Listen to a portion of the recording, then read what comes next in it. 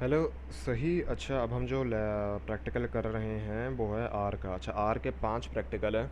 और the reason कि मैं ये कर रहा हूँ इसलिए क्योंकि मैं जो करा था उसमें चेंजेस आई हुई हैं अच्छे खासे प्रैक्टिकल्स में, तो मैंने कहा मैं करके दे दूँ या दिखा दूँ ताकि जो मसला था वो फिर वो मसला रहे ना। अच्छा, पहला प्रैक्टिकल हम लोग आर का कर रहे हैं और आर का पहला प्रैक्टिकल जो है वो मैटलैब के पहले प्रैक्टिकल से मिलता जुलता है। ये इसका सवाल है। अच्छा, ये भी मैं पहले से बता रहा हूँ कि सवाल जो है वो मैं स्क्रीन पे नहीं लाऊंगा, क्योंकि सवाल के साथ करना फिर वो स्क्रीन को गैदर करेगा तो वो मसला क्रिएट होगा। इसलिए ज़्यादा बेहतर यही है कि आप लोगों के पास सवाल अपने रहें ताकि उससे देखते रहें। सवाल लिखने से पहले मैं सवाल का नंबर और सवाल बता दूंगा मैं कौन सा करने जा रहा हूँ। खैर करूँगा तो सारी लाइन बाय वाइज, लेकिन मैं बता दूंगा। सही है। अच्छा, मैटलैब और आर का पहला प्रैक्टिकल है और मैं पहला उसका सवाल कर रहा हूँ प्रैक्टिकल 1 का समझाने के लिए। Practical number 1। सही है। क्वेश्चन नंबर 1 सिंपल है। रॉ एक बनानी है। हमने ये कर्सर वो डाला कि ताकि हम ये समझ में आ जाए कि जो हम कोड डाल रहे हैं वो एक्स के वेरिएबल के अंदर आ जाए। एक रॉ बनानी जिसमें सिर्फ 4 एलिमेंट्स है। एक रॉ बनाने के लिए जो होता है, अच्छा कुछ लोग जो हैं वो मैट्रिक्स का इस्तेमाल करते हैं। मैट्रिक्स पहले लिखते हैं सही, लेकिन सही है वो, लेकिन उसकी ज़रूरत नहीं है मैट्रिक्स के कमांड की, क्योंकि ज़रूरत जब पड़ती है आमतौर पे जब आपके पास एक से ज़्यादा रॉज हो। लेकिन हमारे पास एक ही रॉ है तो हम कर देंगे। बन गया, पहला सवाल ख़त्म। क्वेश्चन 2। सही है। ए को हम बना रहे हैं। अच्छा, अब देखिए इधर ज़्यादा है। सही है। इधर 2 रॉ है, इसलिए इधर मैंने मैट्रिक्स का कमांड लिखा है। सी का कमांड इधर सिर्फ डेटा सेट के लिए होता है। मैट्रिक्स का कमांड फिर रॉस 2 रॉ से ज़्यादा, अब इतना सिंपल समझ लियो, जब रॉस ज़्यादा हो जाए एक से तो फिर मैट्रिक्स का कमांड इस्तेमाल होता है।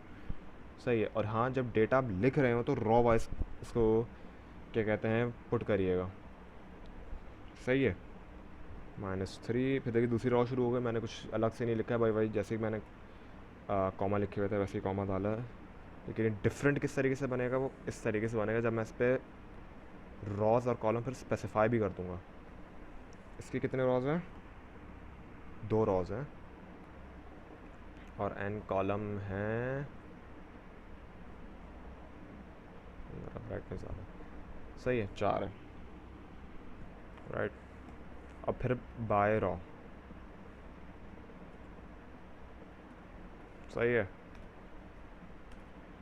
ये लिखा, मैट्रिक्स आ गया। सही है, मैट्रिक्स बन गया। इसी तरीके से बी का भी मैट्रिक्स बनाना है।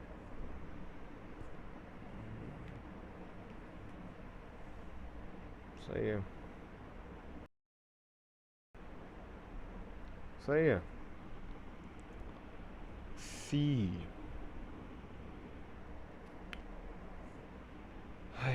3 -2 -4 6 5 1 -1 2 4 7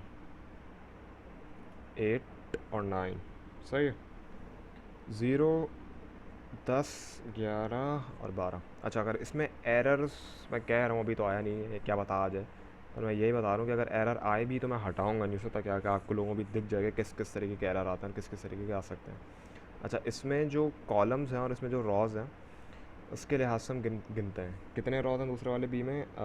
4 रॉज और 4 ही कॉलम्स हैं, इसलिए मैंने पुट करूँगा बाय रॉ लिख दूंगा मैं ट्रू। अच्छा, कुछ लोग जो है बाय ट्रू रॉ ट्रू नहीं लिखते, वो खुद ही लिख देते, कई बार आ जाता है कई बार नहीं आता, लेकिन सिंपलिसिटी के लिए और ये लिखने के लिए कि ताकि एरर आए ही नहीं और सिंपल रखा, हम बाय ट्रू लिख दें ज़्यादा बेहतर है। राइट। ये आपके पास आ गया दूसरा भी क्वेश्चन। क्वेश्चन 3। क्वेश्चन 3 में है आइडेंटिटी मैट्रिक्स बनाना है बस एक 4x4 का। अब आइडेंटिटी मैट्रिक्स बनाने का काफ़ी सिंपल तरीका है। हमारे पास एक डायरेक्ट कमांड है, वो है डायग, DIAG। ब्रैकेट ओपन करा। कितने रॉस है कितने कॉलम्स का है? 4 रॉस का है। आपने ये लिखा, यूँ करा और बंद। बन गया। क्वेश्चन नंबर 4 पर आ जाते हैं। सही है। ए में इसको हमने डाल दिया। सही है। 3 -17 5 17 3 34 41 3 और 18।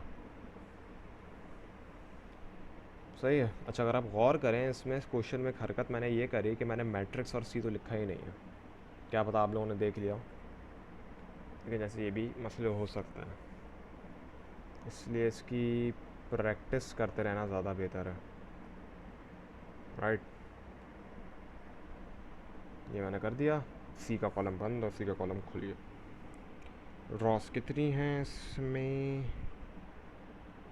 क्वेश्चन नंबर 4 में 3 कॉलम है 3 रॉस हैं। मैंने बस लिख दिया एन रॉ 3 और एन कॉलम 3, सिंपल। फिर बाय रॉ इज इक्वल्स लिख दिया ट्रू और ये बंद, और ये आपके पास आ गया। फिर वही बात है, जैसे मैंने आपको दूसरा कॉलम आइडेंटिटी मैट्रिक्स है, मैंने उसका आपको बताया था कैसे करना है। सिंपल डायरेक्ट डायग अगर हम लिख दें, आई मीन आप लिख सकते हैं, आप मैन्युअली भी लिख सकते हैं, लेकिन डायग का जब एक आपके पास है सिंपल, तो डायरेक्ट ही कर दें, टाइम बचाएं अपना। आ गया। अब मैं दिखा देता हूँ एक बार, सही है। अब ए मल्टी प्रोडक्ट निकालने के लिए काफ़ी सिंपल तरीका ये है कि ए मल्टीप्लाई बाय बी करते हैं, इसका प्रोडक्ट आ गया, बात ख़त्म। क्वेश्चन नंबर 5, सही है। अच्छा, का इसमें ये बताना है कि कौन से 2 मैट्रिसेस हैं जो ऐड हो सकता है और उनका सम क्या होगा, यानी बताओ कि कौन से ऐड हो सकता है और फिर उनका जो सम आए वो भी बताओ।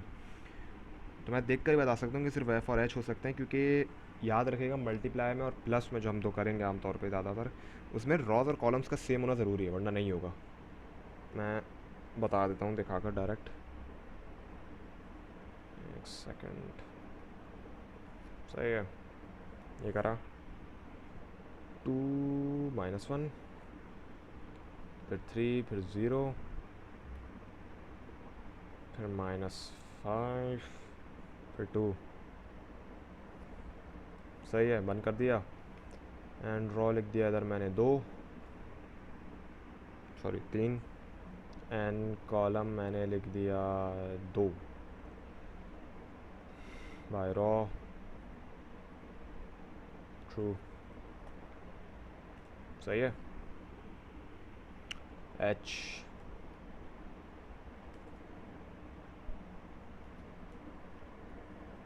सही है। 1 6 -1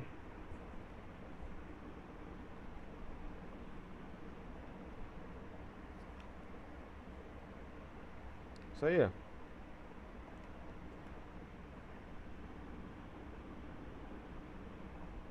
तीन रॉस और 3 column, 2 column sorry, by row true. H बन गया। सही है। अब ये देखें एफ और एच के, जैसे मैंने कहा था कि कॉलम्स और रॉस सेम होने चाहिए मल्टीप्लिकेशन और प्लस में, प्लस कर रहे हैं, आंसर इसका आ गया डायरेक्ट।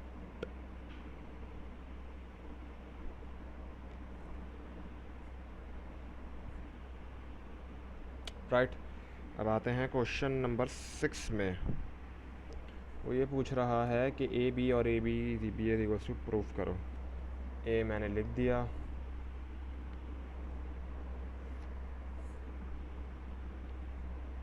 वन 0 -3 में, सही है। फिर -2 4 और 1।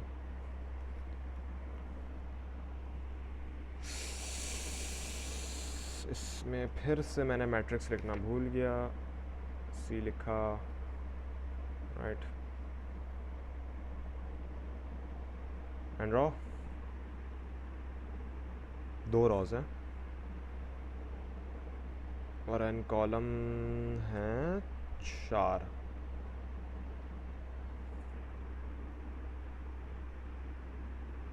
तीन सॉरी,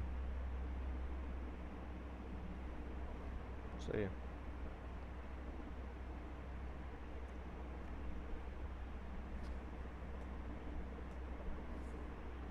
राइट, बी पे हमने लिखा,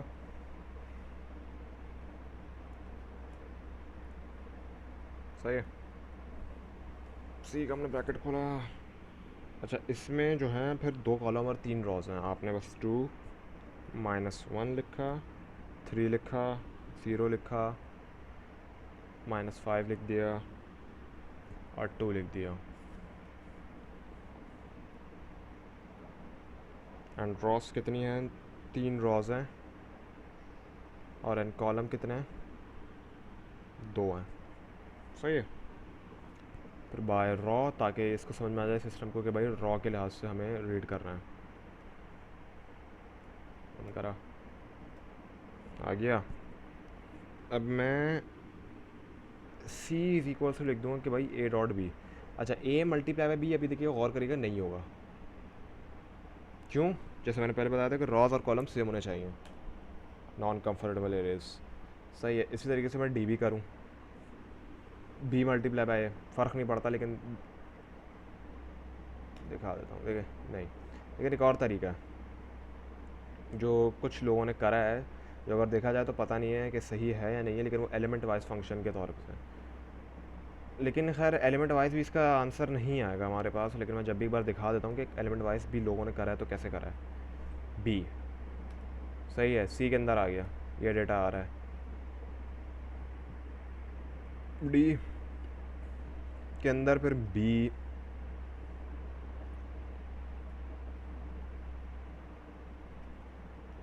सॉरी, बी मल्टीप्लाइड बाय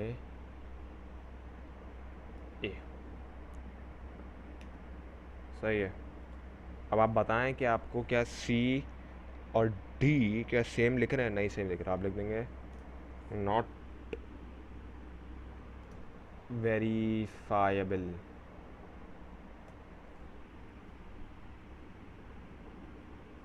सही है। तो क्वेश्चन नंबर 8 पर आते हैं।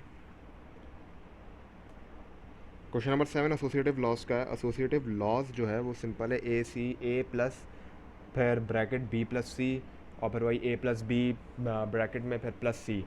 वो भी नहीं होंगे, मैं पहले से ही बता रहा हूँ, क्योंकि उस नॉन कंफर्टेबल एरियाज हैं उसमें जो हमें डेटा अगर हम इस्तेमाल जो कर रहे हैं इसमें। क्योंकि देखो आप देख सकते हैं, एक में 2 रॉज 2 कॉलम्स में, एक में 3 कॉलम्स और 2 रॉज हैं, और सी में तो कॉलम ही एक है, 3 रॉज हैं, तो वो हो ही नहीं सकते। लेकिन वो सिंपल है, ए प्लस बी प्लस सी एसोसिएटिव लॉज होते हैं, आप करके देख लीजिएगा, क्योंकि मैं ज़्यादा से ज़्यादा कवर करने की कोशिश कर रहा हूँ।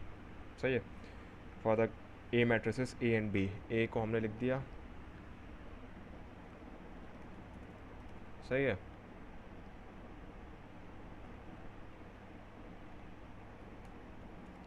सॉरी, 1 2 0 और फिर -1। सही है, 1 2 0 और फिर -1। बंद करा, आपने एंड रॉ सेलेक्ट कर लिया। एंड रॉ कितने हैं आपके पास? 2 बाय 2 हैं। फिर हम लिख दिया बाय रॉ, हाँ भाई बाय रॉ ट्रू रीड करना है हमें। ये आ गया। बी, बी में आपने डाल दिया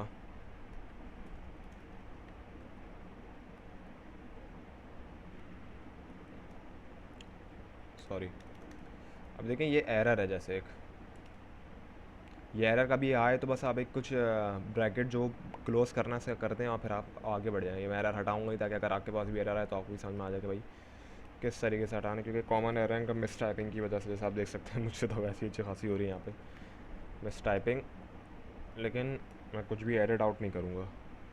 -1 सही है, 3 0 4 1 -6 राइट। एंड रॉ 2 रॉज हैं, एंड कॉलम 3 है। By row is equals to true. हाँ अच्छा, जैसे अब और अगर आप देख लें इस पर, तो वो ये है बात कि मैंने सी लिखा ही नहीं है। हाँ, मैं भी बात कर रहा था कि मुझसे मिस टाइपिंग हो रही है। खैर देख लें, और जैसा आपसे भी हो सकता है। ये बंद करेंगे, राइट, कोड सही है। बी, एरर्स को भी पढ़ें और देखें, फिर रीड करें क्या कह रहा है। बस उसको हटाकर रैंडमली सोल्यूशन निकालने के बजाय ये कि एरर को रीड करें क्या बोल रहा है, उसके लिहाज से फिर आपको जवाब मिल जाएगा। अच्छा, अब इसमें वेरीफाई करना है हमें, ए और बी को मल्टीप्लाई करो फिर उसका ट्रांसपोज कर दो। सही है, मैं डी में डाल रहा हूँ उसको, ए बी या ट्रांसपोज को। सही है, ट्रांसपोज के लिए टी लिखें, और फिर जो भी सेट को ट्रांसपोज करना है इधर यहाँ पर अंदर लिख दें, ए मल्टीप्लाई बाई बी। जैसे आप देख सकते हैं कि ये नहीं होगा क्योंकि नॉन कंफर्टेबल एरर्स हैं। आप वाला भी तरीका चेक कर लें, इस तरीके से आ रहा है। सही है। अब दूसरा सेक्शन है बी का, जिसको ए बी सी बी वाले को सी में लिखना चले। सही है।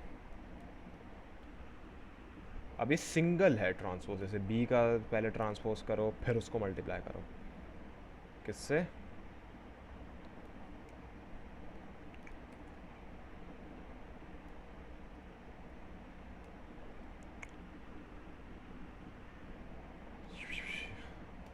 Non comfortable arrays. अच्छा, मैं ये जानबूझ के कर रहा हूँ ताकि आप लोगों को समझ में आए कि ये नहीं होता इस तरीके से। सही है। सी करेंगे, अब देखें आंसर सेम आ गया, right. Thus C is equal to D, या वही जो हमने सी को जैसे डिनोट करा हुआ, राइट। हो गया। अब क्वेश्चन नंबर 9 पे, if A is a square matrix then A square denotes the A and A3 denotes the A and so forth। कुछ भी नहीं करना, बस आपको पावर लगानी है इस पर। वैल्यू हम A की यही ले लेंगे क्योंकि हमें कुछ बताया नहीं है। A स्क्वायर कर देंगे, A स्क्वायर आ गया A, फिर ये अपर ब्रैकेट 3 कर देंगे, ये आ गया। सही है। ये कर देंगे 4 कर देंगे, आ गया सिंपल। सो 4 ये हो गया। ओह, एक्चुअली ए मैट्रिक्स चेंज था उसके पीछे, लेकिन खैर छोड़ें, वैल्यू वही। आपको तो बस थ्योरी समझने की ज़रूरत है कि किस तरीके से होगा, राइट। अब क्वेश्चन नंबर 10 पर आ जाए। क्वेश्चन नंबर 10 है find the inverse of the matrix B लिखा हुआ है, उसका इन्वर्स हमें निकालना है। अब बी ही है, चले बी लिख देते हैं। अगर हम डेटा नहीं भी इस्तेमाल करें या मैं डेटा अगर नहीं भी इस्तेमाल करूँ वो वाला, तो ना फ़र्क नहीं पड़ना चाहिए क्योंकि आपको तो थ्योरी समझनी है इसकी क्या है क्या नहीं है, right. B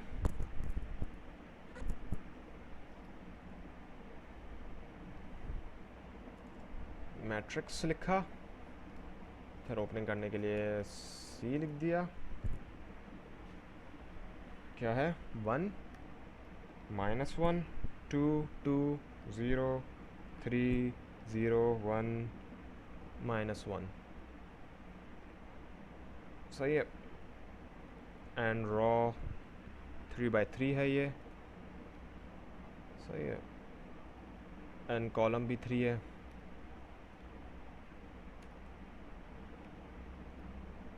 bye row true, done, right. अब शो दैट कि वह इस तरीके से मैं इसको डिनोट कर दूंगा इसके अंदर, सी के अंदर, कि भाई बी का पहले ट्रांसपोज लेना है। सही है। आपने लिया पहले बी का ट्रांसपोज ऑफ बी, फिर उसको उसकी पावर से माइनस कर दिया। सही है। सी कुछ आ गया हमारे पास। फिर डी के अंदर हम दूसरा सेक्शन डाल देते हैं जिसमें पहले इन्वर्स हो रहा है बी के साथ। सही है। उसको लिखने का तरीका कुछ ऐसा बनेगा, बी की पावर -1।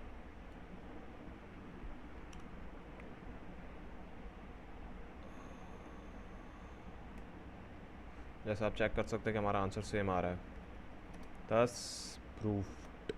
सही है।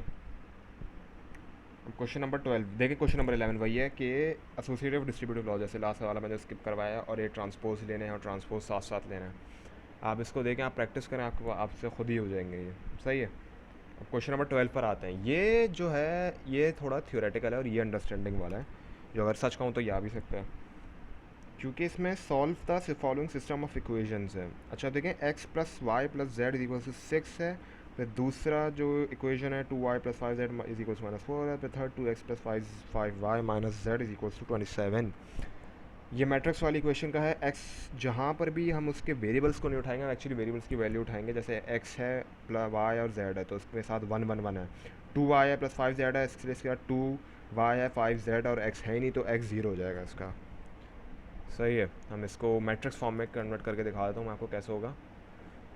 और ये जैसे मैंने कहा कि ये अंडरस्टैंडेबल है कि ये ज़्यादा चांसेस यही है कि 1 से यही आएगा। सही है। आपने लिखा 1,1,1 सही है। ब्रैकेट साइड के इस वाले को लिएगा, ब्रैकेट साइड के दूसरे वाले के लिए अलग मैट्रिक्स बनेगा, बताता हूँ कैसे। पहले इसको लिखते हैं, फिर 0 क्योंकि x है ही नहीं तो 0, फिर 2, फिर 5। सही है। बट अब दूसरे वाले में x है 2, 5 और फिर z माइनस है तो -1, राइट। फिर आपने ऐसे करा, फिर आपने लिख दिया भाई कि एंड रॉ जो होने चाहिए वो 3 है और कॉलम्स भी 3 है, और बाय रॉ से रीड करना है, सॉरी छोटा x है, 1,1,1,1,1,1 सही है। जैसा आप देख सकते हैं ये हमारा बन गया है। अब इसको मैं दिखाता हूँ। अब मैंने जैसे कहा था कि मैं इक्वल टू के दूसरी साइड वाले के लिए दूसरा एक कॉलम हमारे पास दूसरा मैट्रिक्स बनेगा, सही है। आपने लिखा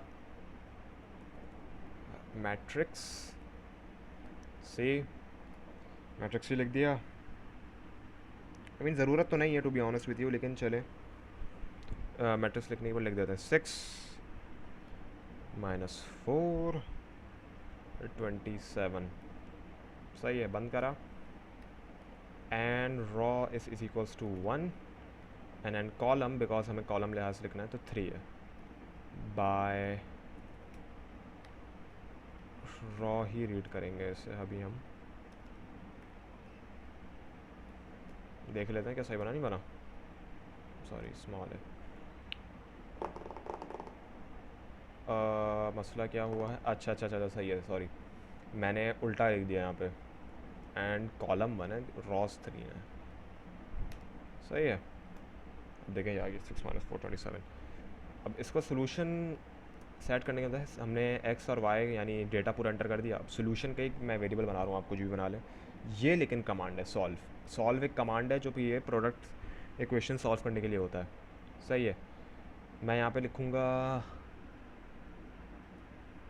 डेटा हमारा छोटा एक्स है, एक्स और फिर वाई दोनों डेटा सेट्स को मैं लिख दूँगा यहाँ पे, और सोल्यूशन में आ जाएगा। अब मैं जैसे ही सोल्यूशन लिखूँगा यानी प्रिंट करने के लिए, आप प्रिंट सोल्यूशन लिख दें, कुछ भी लिख दें, आपके पास ये आंसर आ रहा है। लेकिन मैं जैसे मैडम ने कहा था कि भाई हमें एक्स और वाई या जेड हमें अलग से बताना पड़ता है, तो अगर आप ज़्यादा चाह रहे हैं, आंसर तो आ गया है, लेकिन अगर आप ज़्यादा चाह रहे हैं तो आप ऐसे भी लिख सकते हैं कि भाई सोल्यूशन लिखा, सही है, मतलब जो जिसमें डेटा है हमारा, और आपने लिख दिया 1। इसी तरीके से 2 लिखा और लिख दिया y, और इसी लिखे तरीके से लिख दिया 3 और ये लिख दिया z। अब अगर मैं x लिख दूँ, y लिख दूँ और z लिख दूँ, आप गौर करेंगे हमें अलग अलग तरीके से बता रहा है। सोल्यूशन हम लिखेंगे और फिर सोल्यूशन जब वो कहा कि हमने डेटा सेलेक्ट कर लिया, फिर जब हम क्या कहते हैं स्क्वायर ब्रैकेट लगा के 1 लिखेंगे तो बोलता है कंप्यूटर को, फिर ये जाता है कमांड के भाई पहली वैल्यू उठाओ। दूसरा लिखेंगे तो फिर बोलेगा दूसरी वैल्यू उठाओ। तीसरा लिखेंगे तीसरा वैल्यू लिखा है। जैसा आप यहाँ पर देखें 1 2 3 लिखा हुआ अब दिखा रहा है, अब 1 2 3 लिखेंगे कौन सा रहता जाएगा। ये हमारे पास आंसर आ गया और प्रैक्टिकल नंबर 1 यहाँ पर ख़त्म हो चुका है। प्रैक्टिकल नंबर 2 पर फिर अब हम आगे आते हैं।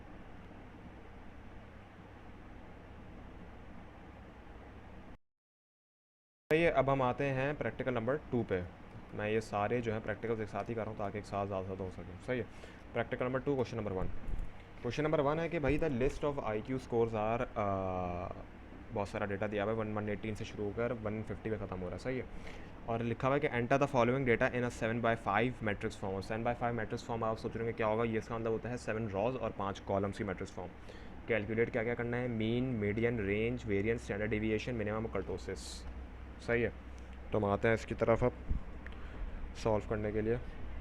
पहले ऑफ कोर्स डेटा को पुट करो, या पुट करना पड़ेगा, एक्स में डाल लें, जिसमें डालना डाल लें, बड़ा एक्स डाल लें हम लोग। मैट्रिक्स सी, जैसे लास्ट बताया था सारे मैट्रिक्स बनाने के लिए, सारा डेटा एंटर करें आप। 118, 123, 128, 125, 127, 127, 129, 131, 130, 133, 146, 138, 141, 162,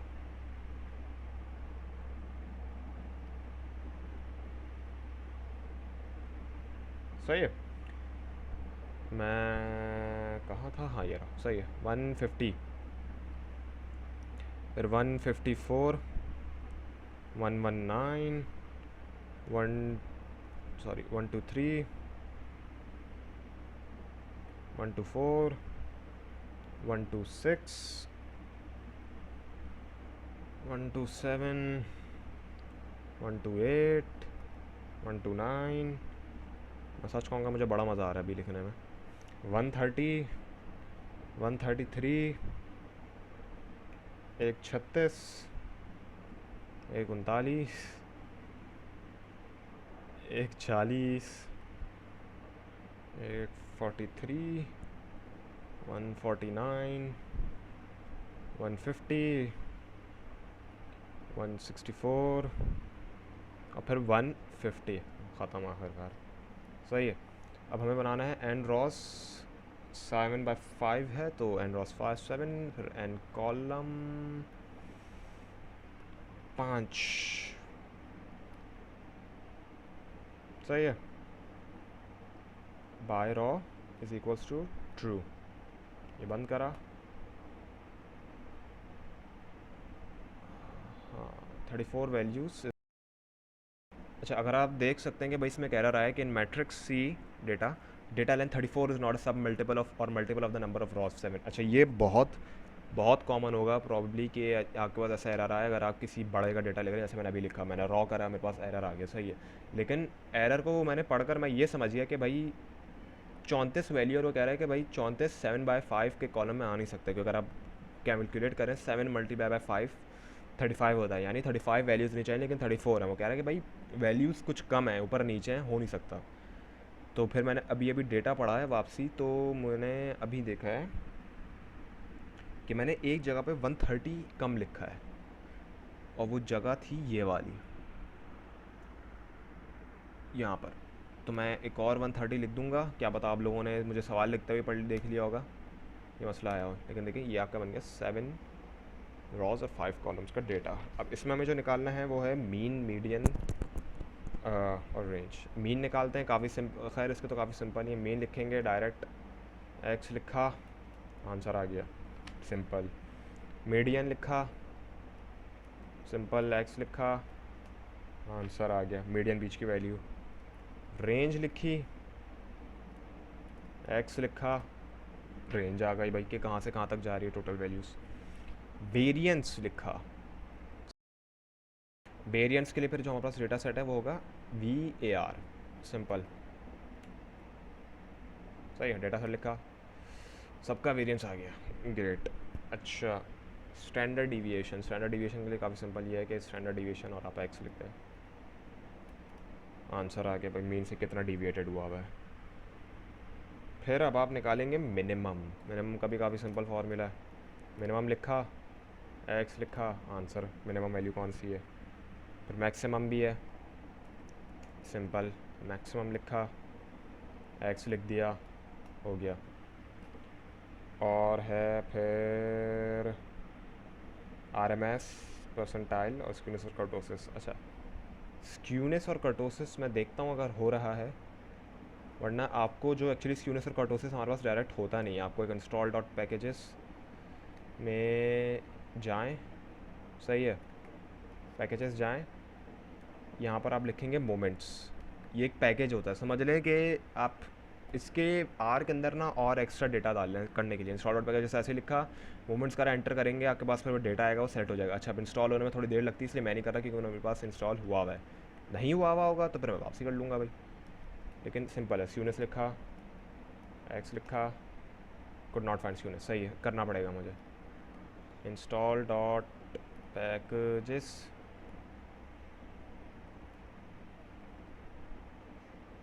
moments,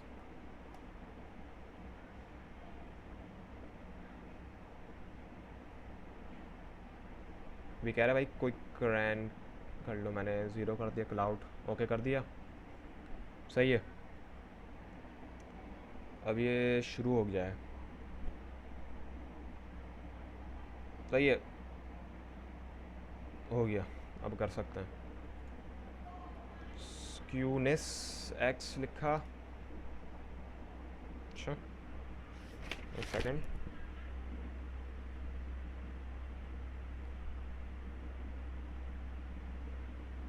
oh sorry, library load करनी पड़ती है, I am sorry. Library install करने के बाद लाइब्रेरी भी लोड करनी पड़ती है आपको कि भाई अब हम ये इस्तेमाल करना चाह रहे हैं।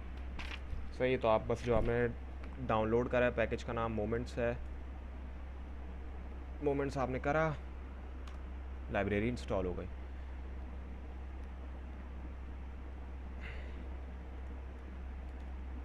स्क्यूनेस आ गया। कर्टोसिस के लिए भी यही है, सिंपल, राइट, कर्टोसिस भी आ गया। अब हमें चाहिए एब्सोल्यूट डेविएशन, आरएमएस और क्वांटाइल।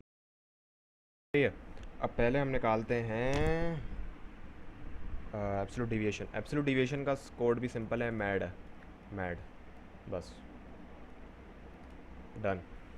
सही है, फिर है आरएमएस। अच्छा, आरएमएस का कोड डायरेक्ट नहीं है, ये एक्चुअली फार्मूला है। आरएमएस जो होता है वो बस कुछ नहीं होता, वो जो वैल्यू होती है ना जिसका हम निकालना चाह रहे हैं, आप उसको स्क्वायर करो, फिर उसका मीन निकालो, फिर उसका स्क्वायर रूट कर दो। अब एस क्यू आर टी ऐसे लिखेंगे, मैं डायरेक्ट करके बता रहा हूँ आपको। सही है, बंद कर दें, ज़्यादा आसान होगी आपको। मीन निकालें, बंद कर दें, फिर मीन एक्स जो है आपके पास स्क्वायर कर दें, और आपके पास इस तरीके से आरएमएस भी आ गया। सही है, अब निकालते हैं क्वांटाइल। क्वांटाइल का कोड भी सिंपल है, डायरेक्ट आप बस पुट कर दें एक्स वाई, जिस डेटा पे आपको मतलब निकालना है। सही है, और फिर इसका कौन सा परसेंट, 0.25 भाई मुझे निकालना है, जैसे क्वांटाइल का ये ले 25%, 50%, और 75%, ये इसका आ गया, क्वांटाइल भी हो गया। और इस तरीके से क्वेश्चन नंबर 1 भी हमारा जो है ख़त्म हो गया। सही है, अब दूसरे क्वेश्चन पर आ जाते हैं, प्रैक्टिकल 2 के। पहला सवाल आधा काम हो गया। सही है, दूसरे क्वेश्चन में है कि भाई the score out of 100 obtained by 33 students है ना, मैथमेटिक्स डेटा लिखा हुआ है। पहले हम डेटा उतार लेते हैं इसका। इसको मैं ए में डाल देता हूँ या बी में डाल देता हूँ, जिसमें भी, बी डाल देता हूँ, छोड़ो। सही है, कुछ भी डाल दें, मैंने बी सेलेक्ट कर लिया। देखा, इसमें मैट्रिक्स नहीं है, सिंपल डेटा है, तो मैंने सी में डाल दिया। मैट्रिक्स पर लिखना चाहें तो लिख सकते हैं, पर ये सिंपल डेटा तो मैं ऐसे ही लिख रहा हूँ डायरेक्ट। लिखने में प्रॉब्ली बेहतरी होगी। 48, 84, सॉरी 58, 48, 73, 83, 48, 66, 58, 84, 66, 64, 71, 64, 66, 69, 66, 83, 66, 69, 71, 81 के बाद फिर 71, फिर 73 और 69, 66, फिर 66, दो बार है, हाँ, फिर है 64, 58, 64, 69 और फिर 69। सही है, हाँ, argument 31 is empty, I suppose double put हो गया, देख रहे हैं। ये रहा 833 में प्रॉब्लम।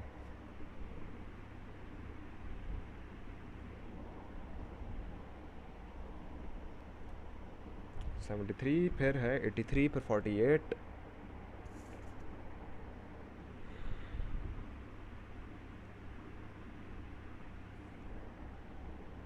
जैसा आप देख सकते हैं इसमें जो मसला था वो ये था कि मैंने डबल कॉमा डाल दिया था, जिस वजह से वो कह रहा है कि आर्गुमेंट ही एम्प्टी है। वो 31 के बाद रेंडर ही नहीं कर रहा था उसे। ये आपका 34 वैल्यूज़, 33 वैल्यूज़ सॉरी आ गई।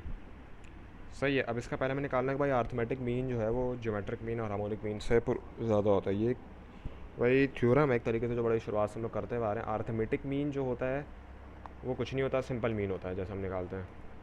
सही है। मैं पुट करा, आ गया। ज्योमेट्रिक मीन थोड़ा सा अलग है। किस तरीके से, इसमें आपको पहले एक्सपोनेंशियल, जैसे हमने आरएमएस निकाला था पहले, इसी तरीके से इसमें भी यही है। इसमें एक्सपोनेंशियल निकालना होता है, फिर इसका जैसे मैंने कहा एक्सपोनेंशियल, फिर उसका मीन, फिर उसका मीन का भी अंदर का जो लॉग होता है, right, log B geometric mean आ गया। अगर आप गौर करें तो फिर वैल्यूज़ भी जो है ज्योमेट्रिक मीन थोड़ा कम है, और हार्मोनिक मीन बाय थ्योरम इससे थोड़ा और कम होना चाहिए। सही है। हार्मोनिक मीन का फार्मूला जो है वन ओवर मीन, लेकिन मीन भी किसका, 1 ओवर बी का। देख रहे हैं आप, मतलब 1 फिर डिवाइडेड बाय मीन है, लेकिन मीन भी जो है वो 1 ओवर बी का है। एन लिख दिया। सही है। हार्मोनिक मीन करा, हार्मोनिक मीन भी आप चेक कर सकते हैं। फिर अर्थमेटिक मीन 67 है, जियोमेट्रिक मीन 66.7 है, और हार्मोनिक मीन 66.04 है। पॉइंट का फ़र्क है लेकिन कम है, मतलब प्रूव्ड है ये। अब फिर हम इसके दूसरे पर आते हैं कि calculate the measure of variability, range, variance, standard division, minimum और रेंज निकालना है। वही चीज़ें जो हमने पहले निकाल चुके हैं वही निकाल लेते हैं बस। रेंज लिखा, बी लिख दिया, आंसर। वेरिएंस लिख दिया, बी लिखा, आंसर। सही है। टोटल का स्टैंडर्ड डिविएशन लिखा, बी लिखा, आंसर। सही है। मिनिमम लिखा, बी, आंसर। मैक्स लिखा,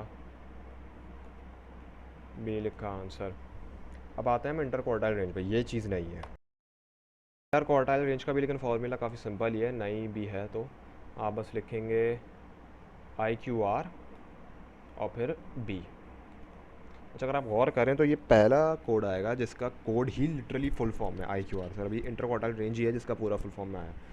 सही है। दूसरा पार्ट भी हो गया। तीसरा पार्ट है भाई कोएफिशिएंट ऑफ कर्टोसिस और क्यूनेस निकालना है। मैंने उसकी लाइब्रेरी सेट करी हुई है तो मैं डायरेक्ट यहाँ से निकाल सकता हूँ। सही है, आ गया कर्टोसिस। सही है। स्क्यूनेस और कर्टोसिस अक्रॉस दोनों आ गया। अब फिर हमारे पास है shape of the distribution. Shape of the distribution के लिए हम जो इस्तेमाल करेंगे वो करेंगे हिस्टोग्राम, ताकि हमें ये समझ में आ जाएगा भाई किस तरीके से बन रहा है। आप सिंपल है, फिर इसके लिए भी आप हिस्ट लिखेंगे, बी लिखेंगे, हिस्टोग्राम बना आ गया। अच्छा, अब ये जो शक्ल है, अब जैसा आप गौर से देख सकते हैं कि ये लेफ़्ट है और फिर मिडिल में ज़्यादा, यानी ये नॉर्मली सिमेट्रिक है। नॉर्मली सिमेट्रिक हिस्टोग्राम है ये। आप बस इधर लिख देंगे but the distribution is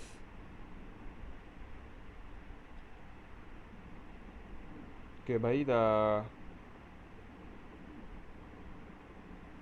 the distribution is left skewed while having slightly heavier tear in the normal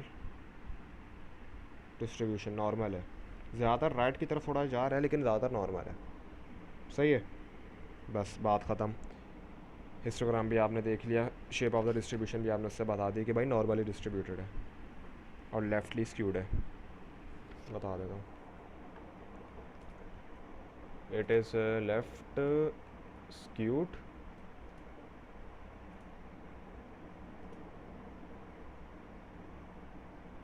going heavily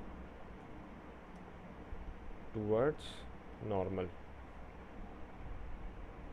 तो अच्छा ये राइट टेल है, सही है।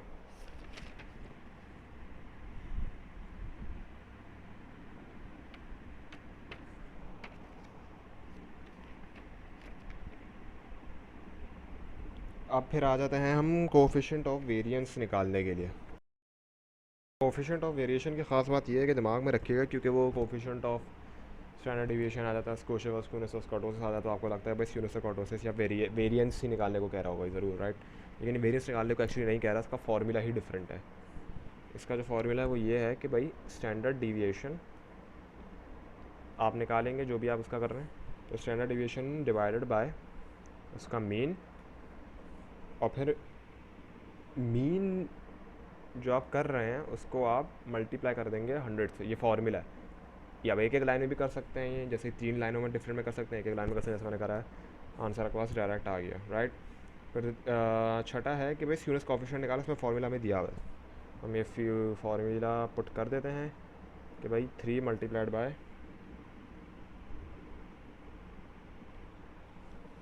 फॉर्मूला, अब अगर मैं डायरेक्ट पुट करके देख कर ही पुट कर लेता हूँ कि भाई सही है।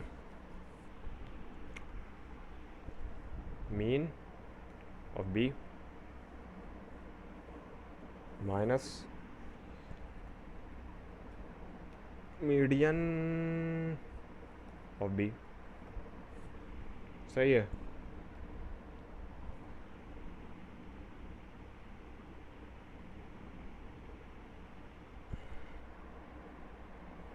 Divided by standard deviation. अब सिग्मा है वो स्टैंडर्ड डिविएशन कहलाता है वो भी, सही है।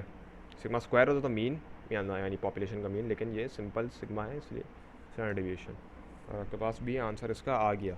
अच्छा, फिर आखिरी पार्ट में बीटा 1 बीटा 2 निकालना है, उसको हम स्यूनेस और कर्टोसिस ही कहते हैं। तो वही स्यूनेस और कर्टोसिस आप लिखेंगे तो आपका वो भी आ जाएगा, सही है, जैसे हमने निकाला हुआ है,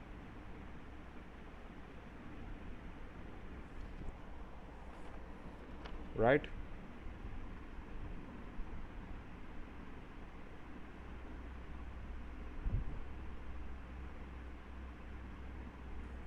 ये आपका कोफिशिएंट आ गया। अब फिर हम आते हैं प्रैक्टिकल नंबर 3 पे। अब हम आते हैं प्रैक्टिकल नंबर 3 पे, और मैं प्रॉब्ली इस वीडियो में प्रैक्टिकल नंबर 3 तक ही करवाऊंगा, क्योंकि वीडियो थोड़ी लंबी हो रही है। अगर मैं सच कहूँ तो मैं भी थक रहा हूँ एक साथ कर करके, सही है। तो पहला सवाल है कि the following table gives the population of Punjab, draw simple bar chart.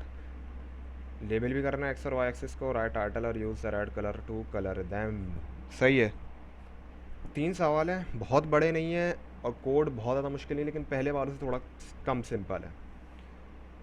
इन सवाल इंटरेस्टिंग है क्योंकि इसमें हमें ग्राफ बनाने को मिलेंगे, सही है। अब देखें, एयर्स है और पॉपुलेशन, इसमें जो मेन चीज़ है वो ये है कि डेटा को किस तरीके से एंटर करना है। अब आप एयर्स को एंटर करते हैं पहले, सही है। एयर्स को आप एक्स में ले लें, क्योंकि वो नीचे अगर आप ग्राफ की शक्ल में देखें तो एक्स नीचे आता है वो 1998। आपको नहीं भी लेना तो आप नहीं लें, वो बस एक वेरिएबल के नाम दिया हुआ है मैंने, और कुछ नहीं है। सॉरी, सी लिखना भूल गया था मैं, सॉरी। 1998, फिर 1999, फिर 2000, फिर 2001, फिर 2002। अभी देखिए, ये गलती से मैंने मिसकलेक्ट कर दिया। मैं जब तक ये नहीं दबाऊंगा तो ये ख़त्म नहीं होगा। नहीं दबाया, ये हो गया, एक्स दबा दिया, एक्स का 1998 नहीं लिखा मैंने, 9118 लिख 1008 लिख दिया मैंने, सही है। Enter, sorry. वाई की ये पुराने डेटा का हमें वाई दिखा रहा है, ये वाई, अब हम इसको ओवरराइड कर देते हैं, सही है। 40, 45, 60, 64 और 68। आपने ये पुट करा, एंटर करा, वाई की भी वैल्यू आ गई। अब सिंपल है, बार प्लॉट बस वो आप लिखेंगे। जो मेन डेटा है वो आपके पास पहला आ जाएगा। आपके पास जो मेन डेटा है वो उसमें एक्स नहीं है, वो वाई है, क्योंकि जो डेटा आपको दिया हुआ है वो है वो तो एक्स, क्योंकि एयर्स को रिप्रेजेंट करता है। फिर आप मेन लिखेंगे, मेंस में जो है वो हेडिंग होती है, आप इधर लिख देंगे पॉपुलेशन। अच्छा इधर क्योंकि ये एक स्ट्रिंग है तो और डेटा नहीं है, इसलिए इसको आप इसमें लिख दें तो सिस्टम को रीड करने में आसानी होगी और आपको एरर भी कम ही आएंगे। सही है। फिर एक्स यानी जो दूसरा सेक्टर है, दूसरा एक्स सेक्शन। सही है। फिर एक्स लैब से मुराद ये है कि एक्स के जो फिर एक्सिस है उस पर क्या नाम आएगा, एक्स एक्सिस पे एयर्स आ रहे हैं। सही है। फिर वाई लैब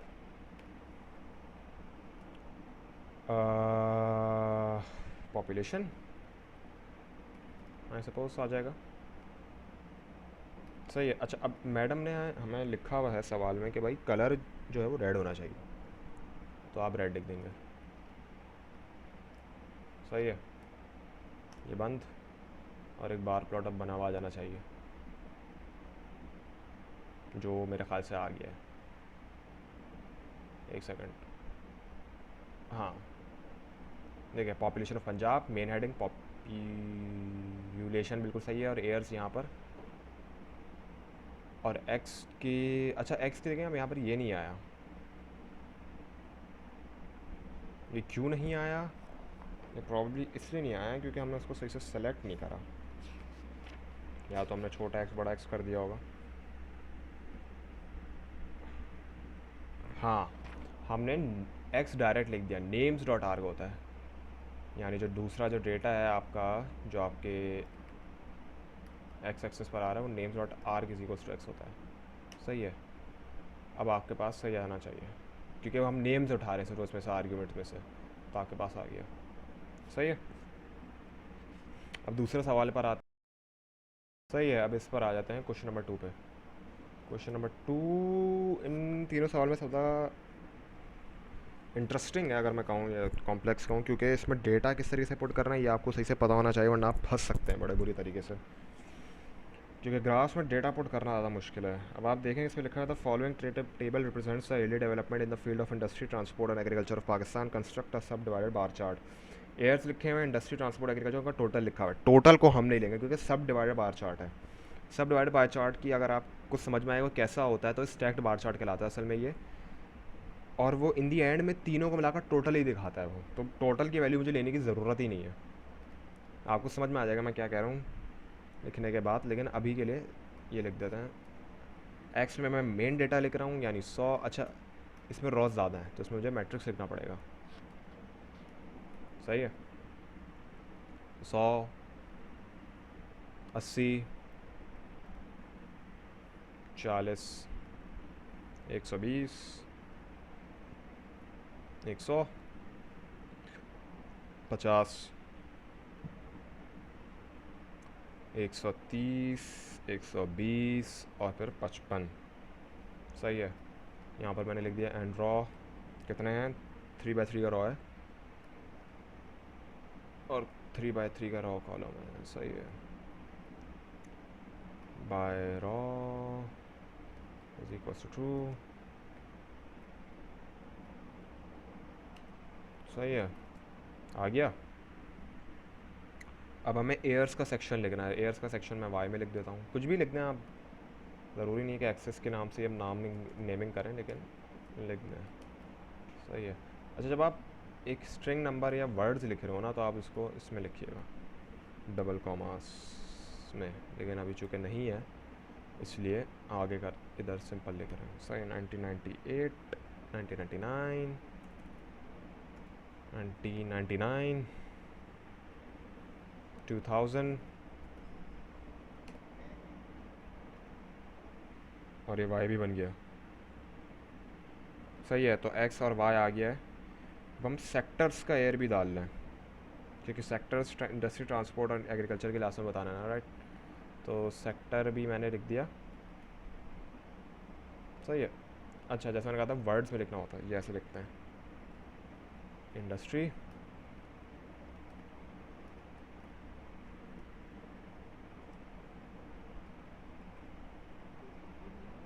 ट्रांसपोर्ट,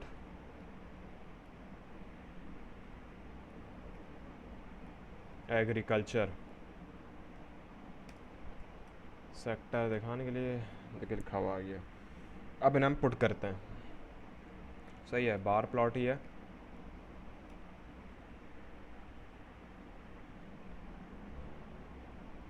सही है, मेन डेटा पहले आएगा। मेन डेटा आपका किस में, एक्स में, एक्स लिख दिया। फिर आपने लिख दिया main is equals two heading जो है, जैसे मैं लास्ट दफ़ा करा था।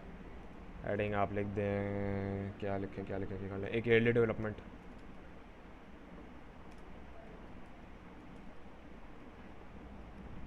सही है, फिर आप लिखते हैं नेम्स डॉट आर्क, जो दूसरा सेक्शन है, जो आपका वो है, जो आप कह सकते हैं आपका एक्स वाई एक्सिस है।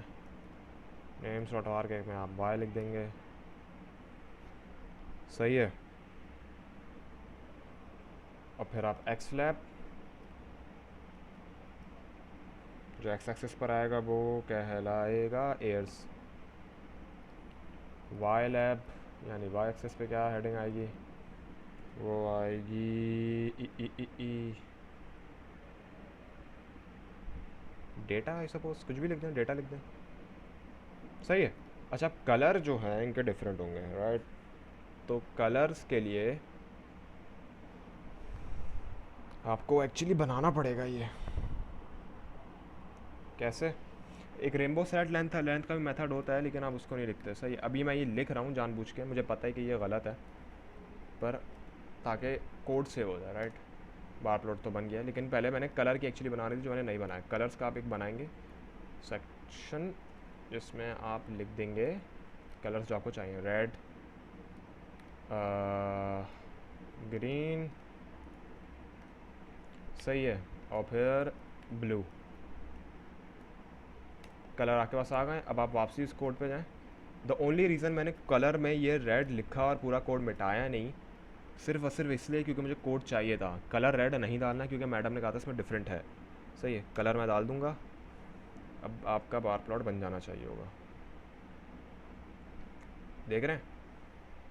1998, 99, 200।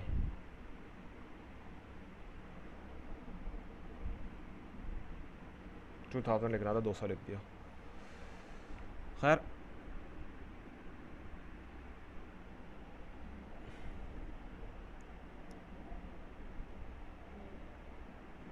बल्कि ये वाला गलत बना है हमारा, रुक जाए, ये गलत बना।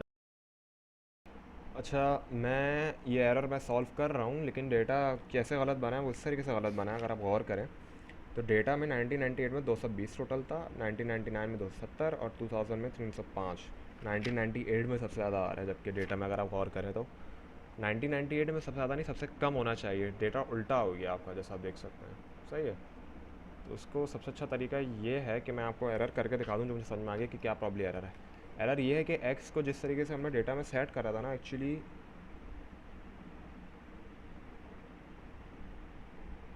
हमें, क्योंकि डेटा जिस तरीके से सेट हुआ है, तो अब या तो आप डेटा को सेट सही तरीके से कर लें, वो नहीं, जो सिंपल फिर जो तरीका है वो ये है कि आप एयरली डेवलपमेंट्स के जो हमने 1998 में करा था, यानी ये सबसे सिंपलेस्ट तरीका है वो ये है कि वाई के इस डेटा को आप उल्टा लिख लें।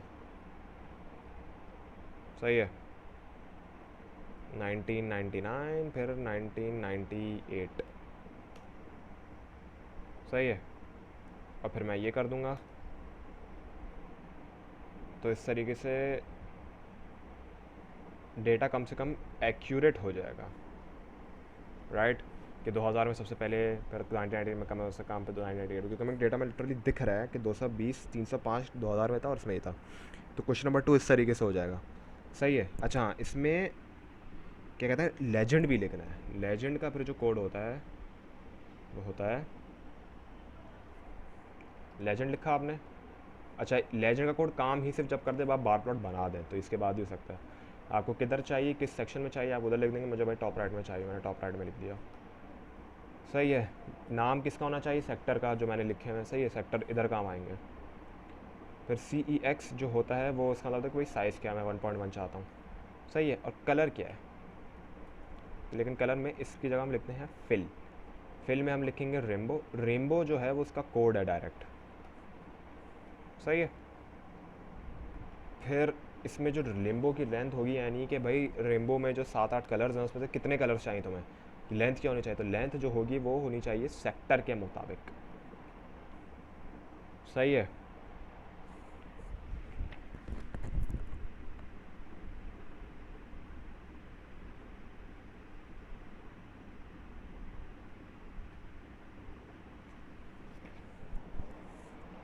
अब या तो आप लेंथ रेनबो क्लास से कर लें सेक्टर के मुताबिक, या तो आप जो दूसरा तरीका गौर कर सकते हो ये है कि आप फिल में डायरेक्ट कलर ही लिख दें। इससे ये होगा कि जितने आपने कलर्स लिए ना आपको उतने आ जाएगा। इंडस्ट्री रेड सेक्शन है, फिर ट्रांसपोर्ट है, उस पर एग्रीकल्चर है। टोटल दिखा रहा है भाई 350 अराउंड तकरीबन गया था हमारा डेटा 305 करीब करीब, राइट। 2000 में 10 ज़्यादा, फिर 99 में कम। इस तरीके से क्वेश्चन नंबर 2 भी कंप्लीट हो गया। अब क्वेश्चन नंबर 3 पर आते हैं, जो लास्ट क्वेश्चन है, तो इसको वाइंड अप करते हैं।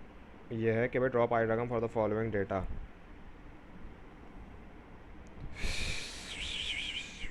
सही है।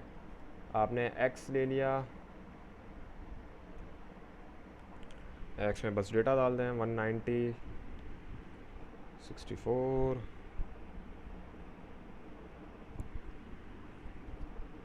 100 46 और फिर 80। सही है, एक्स कंप्लीटेड। फिर आइटम्स में डाल दें आप, जैसे मैंने कहा वाई लिखना है, आइटम्स लिखना है, कुछ भी लिखना है लिखना। अच्छा, जैसे मैंने कहा था क्योंकि अगर लव्स होंगे तो फिर डबल वो आएंगे, फूड।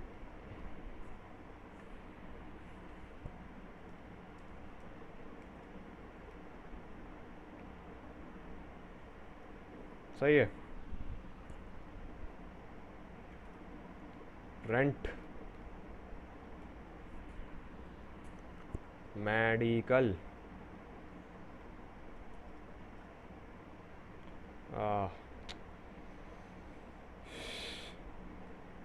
इसको बंद कर देते हैं ताकि ये एरर ख़त्म हो, राइट। मेडिकल और फिर है अदर।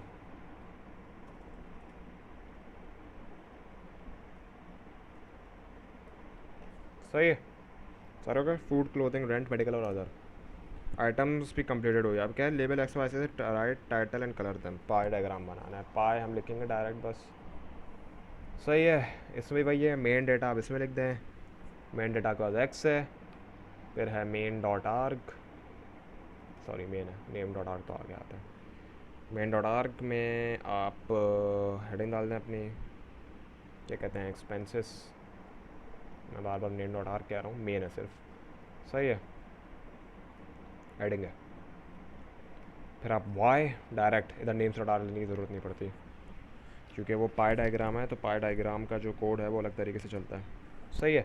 इधर एक्चुअली आप कलर रेनबो लिखें तो ज़्यादा बेहतर है, राइट। रेनबो लेंथ कितनी चाहिए, लेंथ जो हमें चाहिए वो हमें एक्स के लिहाज से चाहिए, यानी जो डेटा है। सही है, और ये मैंने बंद कर दिया। अब पाई डायग्राम बन गया।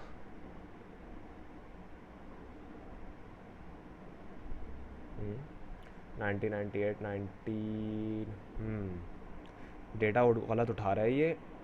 Data data data data data data सही है सही है सही है। इधर जो मैंने मसला करा है वो ये है कि मैंने आइटम्स के नाम से डाला है, ये वाई की जगह आइटम्स आएगा। सही है। अब इंशाल्लाह ये सही हो गया होगा। सही हो गया, सही है। सबसे हमें देख रहा है 190 पे फूड है, फिर सबसे छोटा जो है वो मेडिकल है, मेडिकल सबसे छोटा है, फिर अदर है, रेंट है, और ये हमारा पाई डायग्राम बन गया। सही है। इसी तरीके से हमारा ये क्या कहते हैं, प्रैक्टिकल 1, प्रैक्टिकल 2, प्रैक्टिकल 3 आर के कंप्लीट हो गए हैं। इसमें एरर्स आए हैं, और मैंने जैसे कहा था कि शुरुआत में भी मैं एरर्स नहीं हटाऊंगा ताकि आप लोगों को भी समझ में आए कि क्या है क्या नहीं है। लैब श्योर थोड़ी बड़ी हो गई, लेकिन जितनी ज़्यादा प्रैक्टिस करेंगे उतना फ़ायदा होगा। सही है। फिर मैं 4, 5, 6 कोशिश करूँगा जितनी जल्दी हो सके, सॉरी 4 और 5 कोशिश करूँगा जितनी जल्दी हो सके मैं क्या कहते हैं अपलोड कर दूँ। ओके, अल्लाह हाफ़िज़।